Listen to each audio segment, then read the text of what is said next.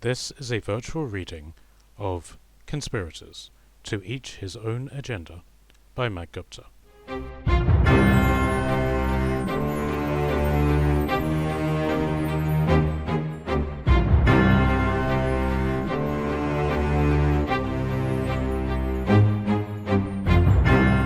Chapter 50. The City Gates. Stormworth wasn't entirely enthralled with the idea of leading a force into battle, so he did as every man in the army expected him to do, and got someone else to do it. His son wasn't with them, so he gave it to his youngest adopted brother, Martin, a man barely out of 20, and who was in desperate need of something to prove himself with. The fact that he had acknowledged this was something Felthor wasn't expecting, and for a slight moment he almost changed his mind on whether he should call off the fight. He was committed, however, and sent the young man on his way.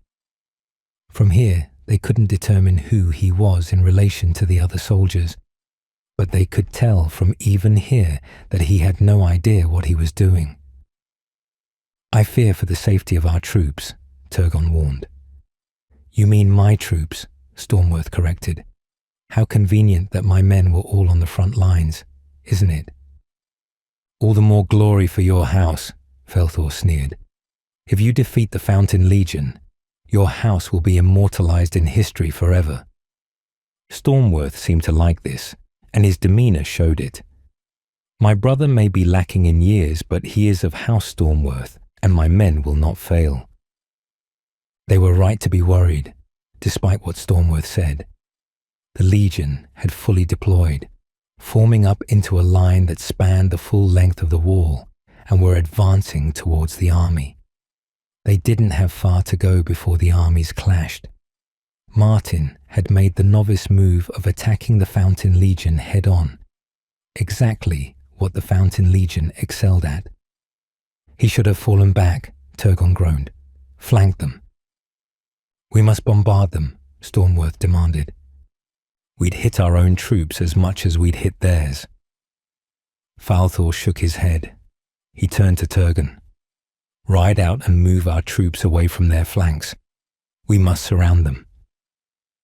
Turgon nodded, donned his helmet, and rode off into the midst of the army. "This campaign will be for nothing if we lose to a single legion." Stormworth sneered. "Your reputation is faltering." "Feel free to do something about it," Falthor smirked, refusing to be baited. The battle was a lost cause. The men were pinned in between the Fountain line and the men behind them. The Fountain Legion were following the same rhythmic flow of their attacks. Block, stab, and then advance.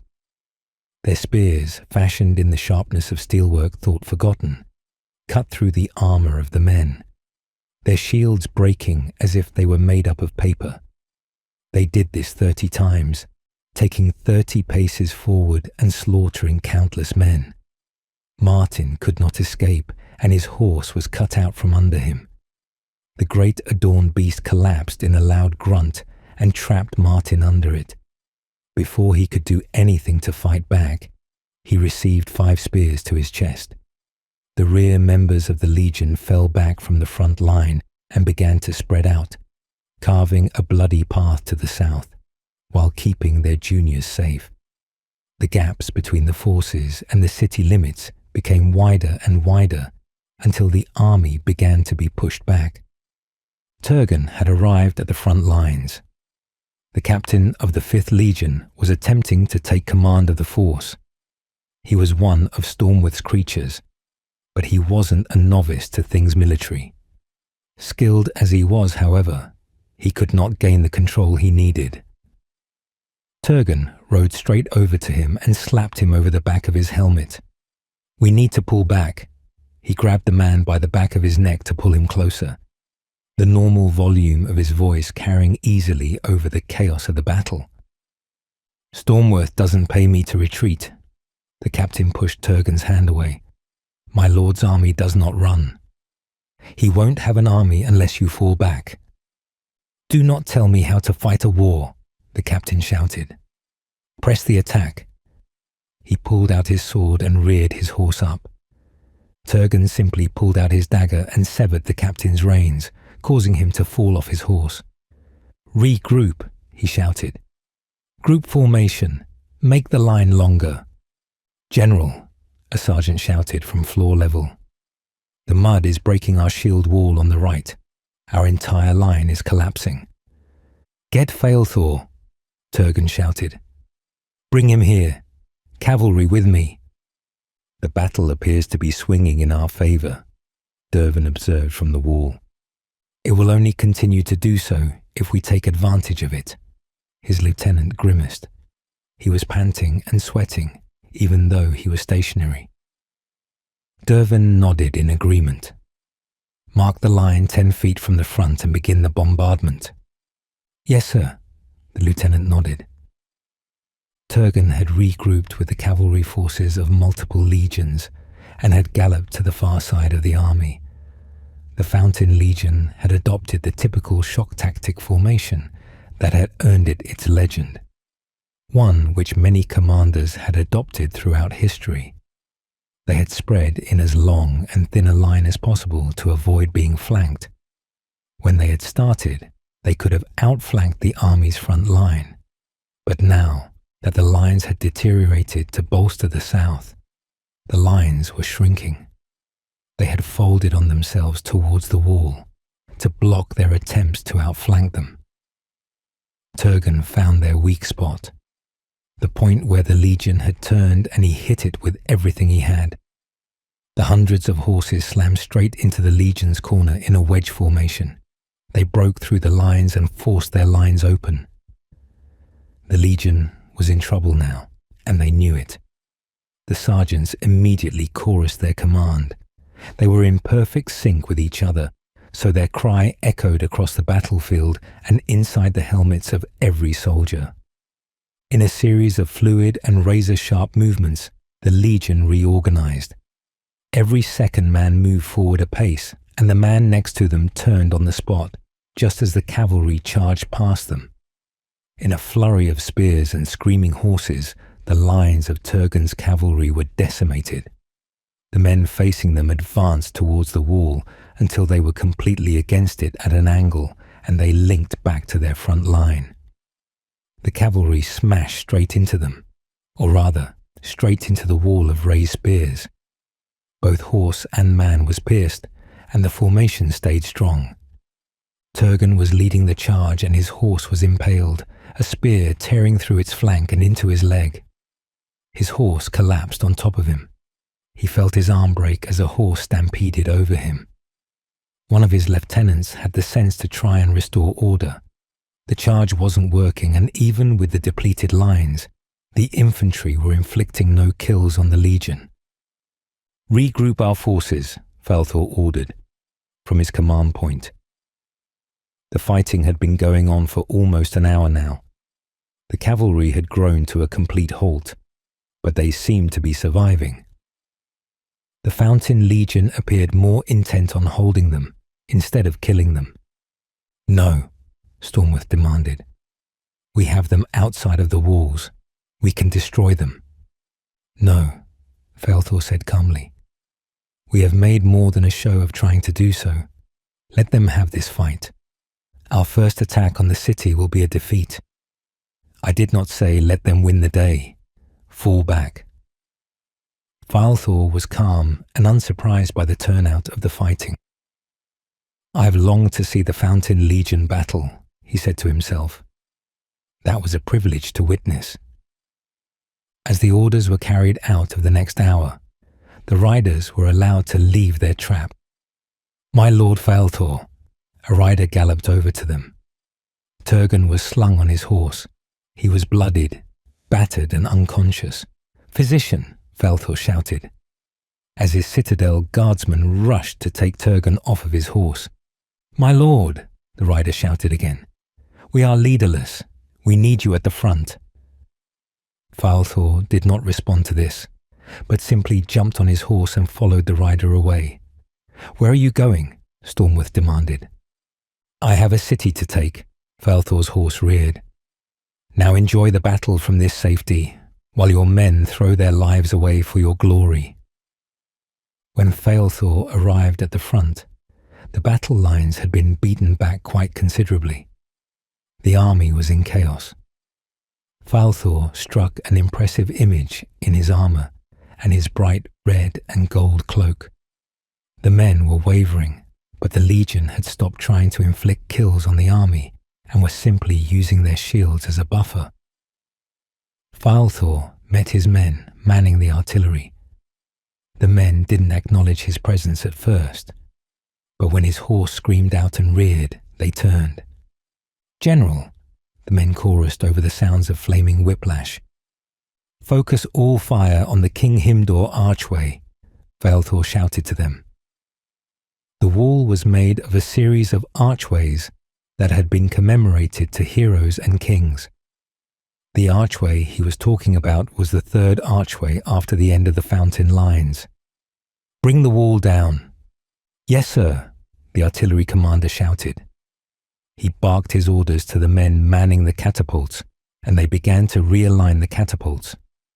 Riders were sent away to inform the other artillery brigades to relay the message. Once the order was obeyed, Failthor made a rush to where the men were battling the Legion. Just as he arrived, the trebuchets from the city had begun their assault.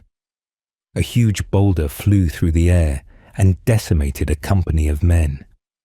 Their bodies disappeared in a cloud of dirt and stone, and their screams echoed throughout the battlefield. The city's bombardment wasn't nearly as well disciplined as Failthor's. Theirs was slow, and there were clear places where they weren't firing any shots at all. Failthor pulled out his sword and held it above his head. "Rally to me! Regroup! Pull back to me!" A spear soared past him and thudded into the ground near him. "Protect the general!" his citadel captain shouted. The four of them rushed around him and formed a mounted shield wall around his head. Another boulder soared over them and smashed into one of the siege towers, causing it to splinter and crash down on the men around it. "We cannot stay here, sir," the captain shouted. "No," Failthor said. "When the wall is breached, lead the charge in. When the Legion clears the gateway, then bring forth the ram." "But my lord," the captain protested, "we cannot defeat the Legion in open battle." "I do not intend to," Failthor shouted. "Pull the men back, now." He slammed the captain's shield out of his path and galloped away. The men slowly began to obey his commands, not through reluctance, but through physically being able to make their way back away from the fighting. The Fountain Legion showed their discipline here. Any other warrior or army would have followed the retreating foes, but as soon as the army was out of range of their spears, they simply moved to hold their shields up. After a good half an hour of movement, which felt like a lifetime for the soldiers, the army had now fully reformed. The defenders could only strike them with the trebuchets now, but the strikes were one for every 20 of the army. The walls were marked with innumerable marks of impacts, and several chunks were falling from the wall. The Fountain Legion had advanced several paces, so that they were safe from any falling debris. All 5,000 of them were in their shield wall positions, their lines 3 men thick. The cavalry had been buffeted back from the various walls and were trying to push back into a position where they could regroup and charge from. Without Turgon, they were little better than the forces atop the wall. In military terms, cavalry were beyond useless when pressed against spearmen, but without a charge they were even less useful. Despite this threat to his lines, however, Failthor did not rush to lead them like he had before. He was a general who had specialized in infantry forces. It was the main reason he kept Turgon with him, who had specialized in his cavalry's talent for brute force. The lives of his men aside, he wasn't worried. Cavalry wasn't the most effective form of soldier during a siege. Horses could not climb siege ladders or fire catapults. He needed to ensure his infantry survived. but he ordered his citadel captain to bring the cavalry back. He did not want his men to die needlessly. Our opponent appears to have overstretched himself. Dervin's lieutenant signalled another volley. Dervin was hardly the most experienced commander in the world, but even he could see what Falthor was planning, and his heart sank in dread.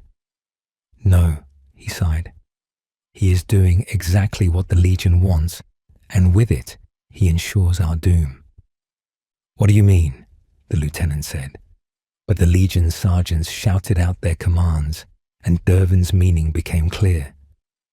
The legionaries had all straightened up in unison and raised their spears to a non-threatening upward stance, abandoning their shield wall to place their shields by their side. The younger members of the court and legion did the same with their banners. There was another shout, and the legion all turned to the right and began marching. The lines didn't take long to pass the perimeter of the wall, as they had spent the fight edging slowly in that direction. Dervin realized that the legion would have slowly edged that way until they were clear, destroying Falthor's front lines. Falthor showed his genius here in realizing this. "Where are they going?" the lieutenant demanded. "Does it matter?" Dervin muttered, in a depressed tone. "Wherever they end up, it will not be here. Maybe they will take heart from the fight and give up for today." "No," Dervin sighed, despite the army falling back out of range. "An afternoon, if that." He nodded to the north. "Send as many troops as we can spare to the Himdor archway." "Why the Himdor one?" "Because that is where the winter floods occur," Dervin tonelessly muttered. "That is where the vines and weeds have weakened the mortar, which is why Falthor will only be striking there." The lieutenant looked angry that Dervin had kept this to himself until now, but his desperation took over and he rushed to deliver the orders. In truth, Dervin had hoped that Falthor did not know or realize the condition of the Himdor archway, but the reality was that there was little that Falthor did not know. The battle stopped for the day, and the army moved out of range of the trebuchets, but their bombardment continued nonetheless. The night passed in yet another maelstrom of smoke and flames, but this time the casualties were light. Morning came, and the defenders took their positions on the wall once more. The army was moving to the north, deploying to breach through the wall. The siege towers were advancing, along with 4 different battering rams. The Lord Warden's tactic of destroying the siege engines might delay the inevitable, but whether through the broken wall, the gate, or the tower tops, the city would be breached in the end, and once it was, the enemy would pour in unchecked. Dervin turned to one of his other guardsmen, his armor and face blackened by soot and ash. "Sir," he said, not bothering to recall the guardsman's name. The man stepped forward, looking just as sleep-deprived as he did. "I hereby promote you to Citadel Lieutenant. Take a collection of troops and fortify the inner wall." "Yes, sir," the guardsman nodded. He saluted and staggered away, wiping blood from his eyes. The sound of rushed marching echoed as 1,000 troops rushed to the streets outside the Himdor archway. The catapults had switched to a smooth round ball instead of the jagged edges of rubble and unrefined rocks. The polished and smoothed sides allowed for a streamlined throw. The smaller shape also made it perfect for rock penetration, much like a nail through wood. Indeed, many of the rocks were already breaking through the more damaged parts of the archway. One in particular flew through the archway and tore into a building made of wood and clay. The single blow was enough to level the entire building. The occasional rocks that had missed the archway had done their damage as well.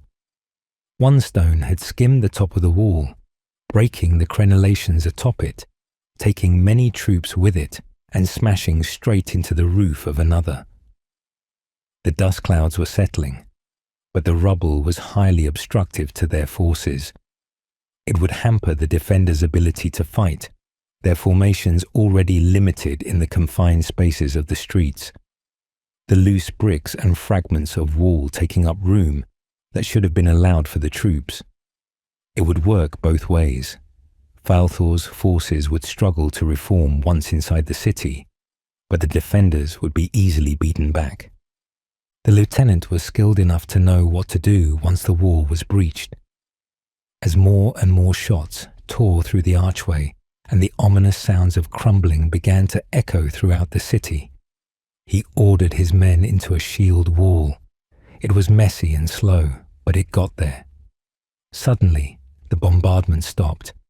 The only sounds were the distant marching as the army moved to the breach point, but even that noise was a distant echo. There was silence.